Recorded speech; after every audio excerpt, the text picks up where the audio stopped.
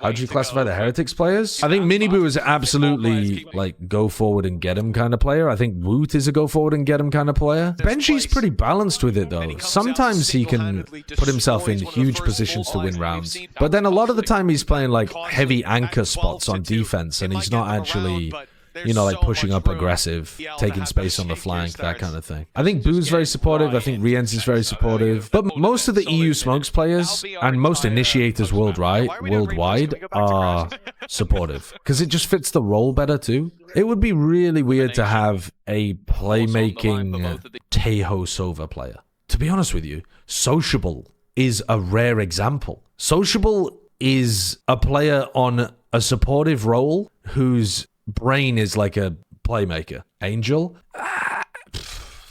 Angel definitely has the playmaker brain, but he's managed to tone it down this year much more than he has done in previous years.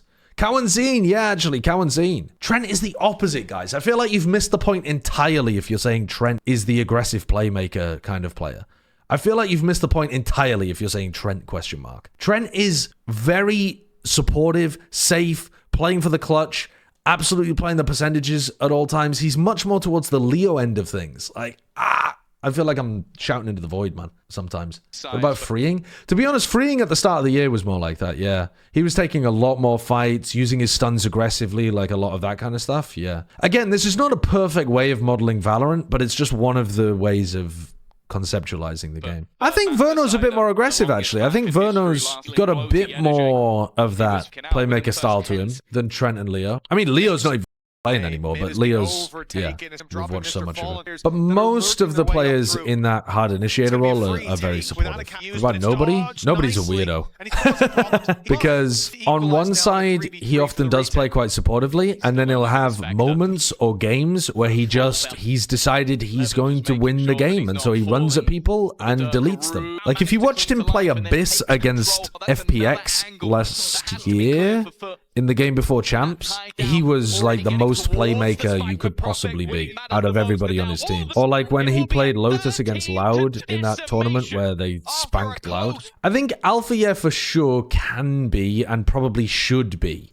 But sometimes he's on a roll where he doesn't do that. And I think that ends up being a part of the... sometimes where Fnatic feel like they have an identity problem is when they put Alfier into the support role, because I think Alfier excels when he's in a more aggressive playmaking position, whether that be as a Senti, as a Raze, as an ISO, like something like that. Boaster's obviously a very supportive player. Kayak... I mean, I think Kayak at the start of the year was not playing very well, and so he wasn't really finding his timings to go and do aggressive stuff, but he's getting into that a bit more. But he's not the most batshit opportunistic duelist out there. And then Chronicle is surprisingly down to make a play, considering his role. He's a pretty balanced player, because he's not completely lunatic pilled, but he's not a pure supportive, like, initiator, Viper, you know, like, whatever the you would call his role, the, like, flex initiator kind of